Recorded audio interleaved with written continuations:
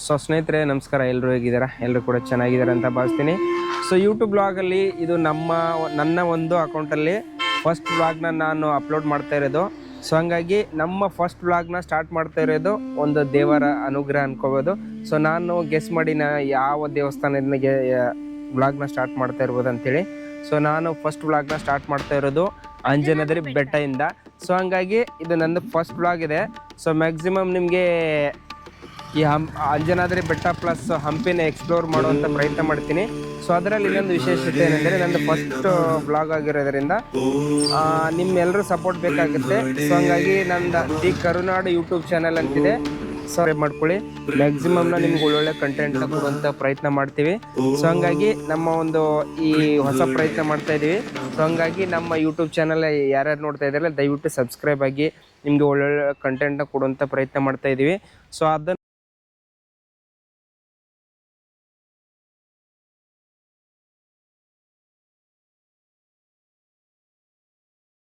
ಹೋಗ್ತಾ ಇರಬೇಕಾದ್ರೆ ರೋಡಲ್ಲಿ ಒಂಥರ ನಾವು ಇನ್ಸ್ಟಾಗ್ರಾಮಲ್ಲಿ ಯೂಟ್ಯೂಬಲ್ಲಿ ನೋಡಿದೇನು ಗೊತ್ತಾ, ಈ ಕಡೆ ಫೇಸ್ ಕಾಣಿಸ್ತಾ ಇದೆಯಲ್ಲ, ಒಂಥರ ಹನುಮಂತನ ಫೇಸ್ ಥರನೇ ಇದೆ.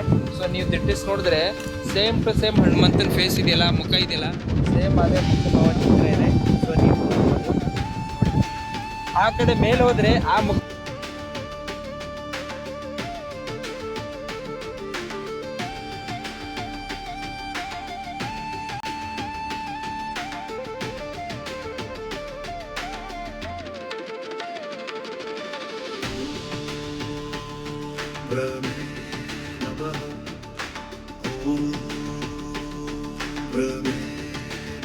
ಅಂಜನಾದ್ರಿ ಬೆಟ್ಟಕ್ಕೆ ಮೇಲ್ಗಡೆ ನಿಮಗೂ ಕರ್ಕೊಂಡು ಹೋಗ್ತೀನಿ, ಬನ್ನಿ.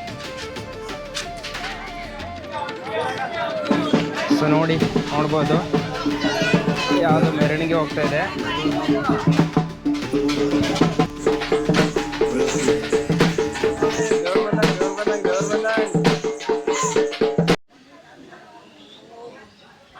ಸೊ ಎಂಟ್ರೆನ್ಸ್ಗೆ ನೋಡ್ಬೋದು ಶ್ರೀರಾಮನ ಒಂದು ಪ್ರತಿಷ್ಠಾಪನೆ ಇದೆ, ನೋಡ್ಬೋದು ಎಂಟ್ರೆನ್ಸ್ ಇದು. ಆಂಜನೇಯ ಸ್ವಾಮಿ ದೇವಸ್ಥಾನದ ಬೆಟ್ಟ ಇದೆ. ಸೊ ಬನ್ನಿ ಸ್ನೇಹಿತರೆ, ನೀವು ನೋಡ್ತಾ ಇದ್ದೀರಲ್ಲ, ಅಲ್ಲೇ ಮೇಲೆ ಇದೆಯಲ್ಲ ತೋರಿಸ್ತೀನಿ ನೋಡಿ, ಅಲ್ಲಿ ಮೇಲೆ ಆ ಕಡೆ ಇರೋದು ಅಂಜನಾದ್ರಿ ಬೆಟ್ಟ. ಸೊ ಇದಕ್ಕೆ ಸುಮಾರು ಜನ ಕನ್ಫ್ಯೂಸಲ್ಲಿ ಇರ್ತಾರೆ, ಅಂಜನಾದ್ರಿ ಬೆಟ್ಟ ವಿಜಯನಗರಕ್ಕೆ ಬರುತ್ತಾ ಅಥವಾ ಕೊಪ್ಪಳ ಜಿಲ್ಲೆಗೆ ಬರುತ್ತೆ ಅಂತೇಳಿ. ಸೊ ಅಂಜನಾದ್ರಿ ಬೆಟ್ಟ ಬಂದು ಎಲ್ಲಿ ಬರುತ್ತಂದರೆ, ಇದು ಅಂಜನಾದ್ರಿ ಬೆಟ್ಟ ಕೊಪ್ಪಳ ಜಿಲ್ಲೆ ಗಂಗಾವತಿ ತಾಲೂಕು ಚಿಕ್ಕರಾಂಪುರ ಅಂತೇಳಿ ಅಲ್ಲಿ ಬರುತ್ತೆ. ಸೊ ಬನ್ನಿ, ಈಗ ಅಂಜನಾದ್ರಿ ಬೆಟ್ಟದ ಪ್ರತಿಯೊಂದು ಇತಿಹಾಸನ ನಿಮಗೆ ಹಂತ ಹಂತವಾಗಿ ಮೇಲೆ ಬೆಟ್ಟ ಹತ್ತುವಾಗ ನಿಮ್ಗೆ ಹಂತ ಹಂತವಾಗಿ ತಿಳಿಸ್ಕೊತ ಹೋಗ್ತೀನಿ. ಸೊ ಬನ್ನಿ. ಸೊ ನೋಡ್ಬೋದು ಅಲ್ಲಿ ಕೋತಿಗಳಿವೆ, ಕೋತಿಗಳಿಂದ ಎಚ್ಚರಾಗಿರಿ. ಆಮೇಲೆ ಇನ್ನೊಂದೇನೆಂದರೆ ಇಲ್ಲಿ ನೋಡಿ,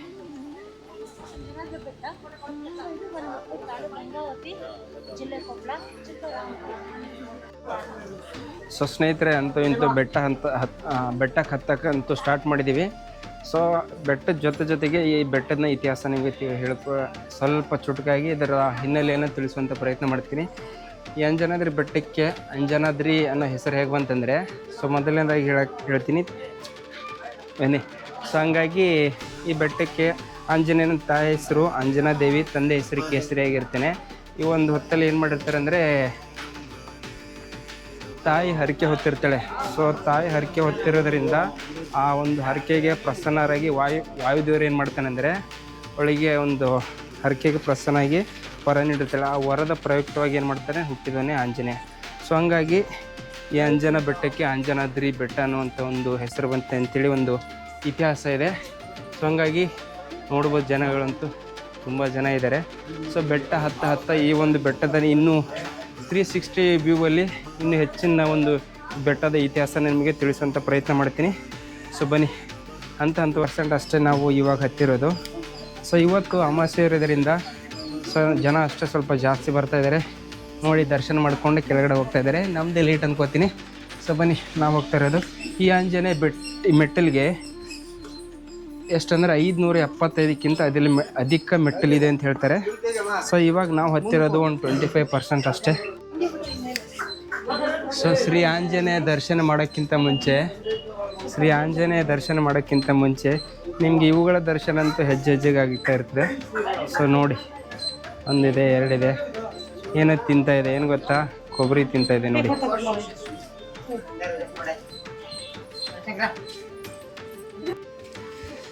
ಸೊ ಸ್ನೇಹಿತರೆ, ನಾವು ಇವಾಗ ಆಂಜನೇಯದ್ರ ಬೆಟ್ಟನ 50% ಹತ್ತಿದ್ದೀವಿ. ಇನ್ನೂ 50% ಹತ್ತಬೇಕು. ಈ ಮಧ್ಯದಲ್ಲಿ ಇನ್ನೊಂದು ಸ್ಟೋರಿಯನ್ನು ಹೇಳ್ತೀನಿ ಕೇಳಿ. ಯಾಕಂದರೆ ಯಾಕೆ ಆಂಜನೇಯನ ಮುಖನ ಆಗಿದೆ ಅನ್ನೋದನ್ನು ಹೇಳ್ತೀನಿ ಕೇಳಿ. ಯಾಕೆಂದರೆ ಆಂಜನೇಯ ಚಿಕ್ಕವನಾಗಿರ್ಬೇಕಾದ್ರೆ ತುಂಬ ಬಲಿಷ್ಠನಾಗಿರ್ತಾನೆ. ಸೊ ಚಿಕ್ಕವನಾಗಿರ್ಬೇಕಾದ್ರೆ ಏನು ಮಾಡ್ತಾನೆ ಗೊತ್ತಾ? ಸೂರ್ಯನನ್ನು ನೋಡ್ತಾನೆ. ಸೂರ್ಯನನ್ನು ನೋಡಬೇಕಾದ್ರೆ ಆ ಸೂರ್ಯನನ್ನು ಯಾವುದೋ ಒಂದು ಹಣ್ಣಂತೇಳಿ ಭಾವಿಸ್ಬಿಟ್ಟು ಹಾರಿ ಹೋಗಿ ಆ ಸೂರ್ಯನನ್ನು ನುಂಗಲು ಪ್ರಯತ್ನ ಮಾಡ್ತಾನೆ. ಈ ಸಂದರ್ಭದಲ್ಲಿ ಇಂದ್ರದೇವ ಏನು ಮಾಡ್ತಾನೆ ಗೊತ್ತಾ? ಇದರಿಂದ ಜಗತ್ತಿಗೆ ಆಪತ್ತಿದೆ ಅಂತ ಹೇಳ್ಬಿಟ್ಟು ಏನೋ ಒಂದು ಮಾಡ್ಬೇಕಂತ ಏನು ಮಾಡ್ತಾನೆ? ಇಂದ್ರನು ತನ್ನ ವಜ್ರಾಯದಿಂದ ಏನು ಮಾಡ್ತಾನೆ ಅಂದರೆ ಹನುಮಂತನ ಮುಖಕ್ಕೆ ಒಂದು ಪೆಟ್ಟು ಕೊಡ್ತಾನೆ. ಅಂದರೆ ಹನುಮಂತನ ಮುಖಕ್ಕೆ ಹೊಡಿತಾನೆ. ಹಾಗಾಗಿ ಈ ಸಂದರ್ಭದಲ್ಲಿ ಆವಾಗ ಊದ್ಕೊಂಡಿರೋ ಆಂಜನೇಯನ ಮುಖ, ಹನುಮಂತನ ಮುಖ ಇಂದಿಗೂ ಕೂಡ ಹಾಗೆ ಇದೆ ಅಂತ ಹೇಳ್ತಾರೆ. ಸೊ ಬನ್ನಿ, ಇವಾಗ ಇನ್ನು 50% ಹತ್ಕೊಂಡಿದ್ದೀವಲ್ಲ, ಮೇಲೆ ಹೋಗಿ ನಿಮಗೂ ಕೂಡ ಶ್ರೀ ಆಂಜನೇಯನ ದರ್ಶನವನ್ನು ನಿಮಗೂ ಮಾಡಿಸ್ತೀನಿ. ಬನ್ನಿ.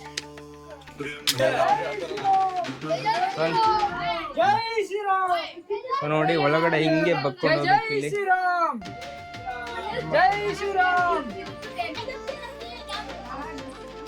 ಹಾಯ್ ನೋಡಿ, ದರ್ಶನ ಆಗಿರೋ ಖುಷಿಲಿ ಹಂಗೆ ಸೆಕೆಂಡ್ ಮಾಡ್ತಾರೆ. ತಗೊಂಡು ಹೋಗ್ತೀನಿ. ಬನ್ನಿ ಬನ್ನಿ ಬನ್ನಿ ಬನ್ನಿ ಬನ್ನಿ. ಹಾಯ್, ಏನು ಹೆಸರು? ಕಬೂತರ್. ಅದ್ರ ಹೆಸರೇನು? ಪಾರಿವಾಳ.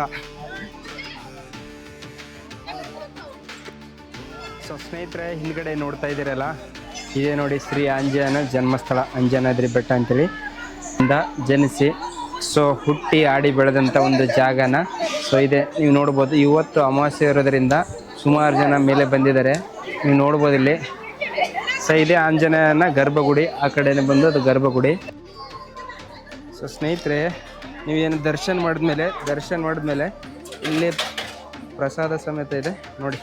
ನಾವು ಪ್ರಸಾದ ತಗೊಂಡು ಹಂಗೆ ಅಲ್ಲೇ ಕ್ಯೂ ಇದೆ ನೋಡ್ಬೋದು. ಬನ್ನಿ, ನಾವು ಕ್ಯೂವಿಗೆ ನಿಂತ್ಕೊಂಡು ಪ್ರಸಾದ ತಗೋಣ. ಅಜ್ಜ, ನಿಮ್ಗೆ ಎಷ್ಟು ವಯಸ್ಸು? 70 ವಯಸ್ಸಿಗೆ ಆದರೂ ಅಂಜನಾದ್ರಿ ಬೆಟ್ಟ ಹತ್ತಿದ್ರಲ್ಲ, ಹೆಂಗೆ ಅನಿಸ್ತದೆ? ಖುಷಿನಾ? ದೇವ್ರು ನಿಮ್ಗೆ 70 ಹೌದಾ? ಸೊ ದೇವರೇ, ಮುತ್ತೆಗೆ ಇನ್ನೂ 70 ಅಲ್ಲ, ಇನ್ನೂ 75 ವರ್ಷ ಎಕ್ಸ್ಟ್ರಾ ಮಾಡಿ, ಇನ್ನು ಮುತ್ತೆಗೆ ಆಶೀರ್ವಾದ ಮಾಡಿ ಇನ್ನೂ ಶಕ್ತಿ ಕೊಡಪ್ಪ ದೇವ್ರು ಅಂತ ಕೇಳ್ಕೊಡ್ತೀವಿ. ಏನು ಮುತ್ತೆ ನಿಮ್ಮ ಹೆಸರು? ಫಕೀರಪ್ಪ. ದೇವ್ರು ನಿಮ್ಗೆ ಒಳ್ಳೆ ಮೊಮ್ಮಕ್ಕಳು ಸಂಗಡ ಬಂದಿದ್ದಾರೆ ಮುತ್ತೆ. ನೋಡಿ, ಇದಕ್ಕೆ ಏನಂದರೆ ದೇವ್ರ ಮೇಲೆ ಇರೋ ಭಕ್ತಿ, ದೈವ ಭಕ್ತಿನೇ ಕಾರಣ. ಹಾಗಾಗಿ ಇನ್ನೂ ಮುತ್ತೆ ಹೆಂಗಿದ್ದಾರೆ, ಗಟ್ಟಿ ಮುಟ್ಟಿಯಾಗಿದ್ದಾರೆ. ದೇವ್ರು ಇನ್ನೂ ಅವ್ರಿಗೆ ಶಕ್ತಿ ಕೊಡಲಿ. 75 ವರ್ಷ ಆದ್ರೂ ಅಂಜನಾದ್ರಿ ಬೆಟ್ಟ ಹತ್ತಿ ಮೇಲೆ ಬಂದಿದ್ದಾರೆ ನೋಡಿ. ಸೊ ನೋಡಿ, ಓಕೆ ಮುತ್ತೆ. ಸೊ ನೋಡಿ, ಮುತ್ತೆ 75 ವಯಸ್ಸಾಗಿದೆ, ಆದರೂ ಅಂಜನಾದ್ರಿ ಬೆಟ್ಟ ಹತ್ತಿ ಬಂದಿದ್ದಾನೆ ಅಂದರೆ ನೋಡಿ ಹೆಂಗಿದೆ. ಮನುಷ್ಯಗೆ ಕ್ರೇಜ್ ಅನ್ನೋದು ಇರ್ಬೇಕ್ರಿ. ಏನು ಗೊತ್ತಾ? ಬರೀ ರಜೆ ಸಿಕ್ಕರೆ ಮನೇಲಿ ಇಟ್ಕೊಂಡು ಅಲ್ಲಿ ಇಲ್ಲಿ ಟೈಮ್ ಪಾಸ್ ಕಡೆ ಮಾಡೋದಕ್ಕಿಂತನೂ ಈ ಒಂದು ಅದ್ಭುತ ಪ್ರಕೃತಿನ ನೋಡಬೇಕು, ಇತಿಹಾಸನ ತಿಳ್ಕೊಬೇಕು, ದೇಶ ಸುತ್ತಾಡಬೇಕು, ಊರು ಸುತ್ತಾಡಬೇಕು. ಸೊ ಇಂಥ ಪ್ರಕೃತಿನ ನೀವು ಆಲಿಸ್ಬೇಕು. ಸೊ ನೋಡಿ, ವಯಸ್ಸು 75 ಮುತ್ತೆ ಹೆಂಗೆ ಹತ್ಕೊಂಡು ಬಂದಿದ್ದೇನೆ ಅಂತೇಳಿ ವಿಶ್ವ ಕಂಡಿದ್ದೇನೆಂದರೆ, ಇಷ್ಟು ಭೂಮಿ ಸರ್ಫೇಸಿಂದ ಇಲ್ಲಿ ಇಷ್ಟೊಂದು ಬಂಡೆಗಳ ಮೇಲೆ ದೇವರಿದ್ರು ಸುಮಾರು ಅಲ್ಲಲ್ಲಿ ನೋಡಿ, ಅಲ್ಲಿ ಕಾಣಿಸ್ತಾ ಇರ್ಬೋದು ನಿಮಗೆ ಗಿಡಗಳಿದ್ದಾವೆ. ಒಂದು ಎರಡನೇದಾಗಿ ಇಷ್ಟೊಂದು ಬಂಡೆ ಮೇಲೆ ಇದ್ದರೂ ದೈವ ಭಕ್ತಿನೂ ಏನೋ ಗೊತ್ತಿಲ್ಲ ಅಥವಾ ಅದ್ರದ್ದು ಏನೋ ಗೊತ್ತಿಲ್ಲ. ಬಟ್ ಅವ್ರಿಗೆ ಕೇಳಿದರೆ ಆಂಜನೇಯನಿಗೆ ಒಂದೇ ಕಣ್ಣಿರೋದ್ರು. ಸೊ ಹಂಗಾಗಿ ಏನಾದ್ರು ಕೇಳಿದ್ರೆ ಈ ಒಂದು ಗರ್ಭಗುಡಿಲಿರುವಂಥ ಒಂದು ಆಂಜನೇಯ ದರ್ಶನ ಮೂರ್ತಿಗೆ ಒಂದೇ ಕಣ್ಣಿದೆ ಅಂಥೇಳಿ ಅದೊಂದು ವಿಶೇಷವಾಗಿತ್ತು. ಸೊ ಇಷ್ಟು ಹೇಳ್ಬೋದು. ಟೋಟಲಾಗಿ ಒಟ್ಟಿನಲ್ಲಿ ಹೇಳ್ಬೇಕಂದ್ರೆ ಇವತ್ತಿನ ಡೇಟ್ ಅಂತೂ ಹೊರ್ತಾಗಿತ್ತು. ಅಪ್ ಟು ಕೆಳಗಡೆಯಿಂದ ಮೇಲ್ಗಡೆವರೆಗೂ ಪಿನ್ ಟು ಪಿನ್ ಪ್ರತಿಯೊಂದು ಮಾಹಿತಿನೂ ನಿಮ್ಗೆ ಶೇರ್ ಮಾಡಿದ್ದೀವಿ. ಸೊ ಹಂಗಾಗಿ ನಾನು ಇನ್ನೊಂದು ಸಲ ಒಂದ್ಸಲ ಹೇಳ್ತಾ ಇದ್ದೀನಿ, ಪ್ರಕೃತಿ ಪ್ರಿಯರು, ಟ್ರಕ್ಕಿಂಗ್ ಪ್ರಿಯರು, ಇತಿಹಾಸ ಪ್ರಿಯರು, ಆಮೇಲೆ ನಿಮ್ಗೆ ಏನಾದರೂ ಈ ಥರ ಹುಚ್ಚಿದ್ರೆ ನೀವು ಮಸ್ಟ್ ಆ್ಯಂಡ್ ಶುಡ್ ನೀವು ಒಂದ್ಸಲ ನೀವು ಭೇಟಿ ಕೊಡಲೇಬೇಕು. ಸೊ ಹಂಗಾಗಿ ತುಂಬ ಅದ್ಭುತವಾಗಿರೋ ಪ್ಲೇಸ್ ಆಗಿದೆ. ಆಮೇಲೆ ಇನ್ನೊಂದು ನನಗೆ ಪದೇ ಏನೇನು ಕಾಡ್ತಾ ಇರೋದೇನೆಂದರೆ, ಎಲ್ಲಿ ಗೊತ್ತಾ? ನಿಮ್ಗೆ ತೋರಿಸ್ತೀನಿ ತಡೀರಿ. ಅಲ್ಲಿಂದ ಆ ಕಡೆ ತುಂಗಭದ್ರಾ ನದಿ ಅಂತ ಹೇಳ್ತಾರೆ, ಹಂಗೆ ಅಲ್ಲಿ ಹೋದರೆ ಇದು ಹಂಪಿ ಸ್ಟೋನ್ ಚಾರಿಟಿ ಇದೆಯಲ್ಲ ಅಲ್ಲಿರೋದು. ಅಲ್ಲಿಂದ ಈ ಕಡೆ ಬಂದರೆ ವಿರೂಪಾಕ್ಷ ದೇವಸ್ಥಾನ ಇರೋದು.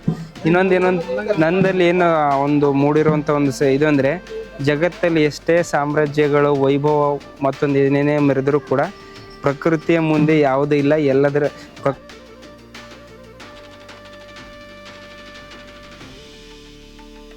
ಬ್ರಹ್ಮನೇ ನಮಃ.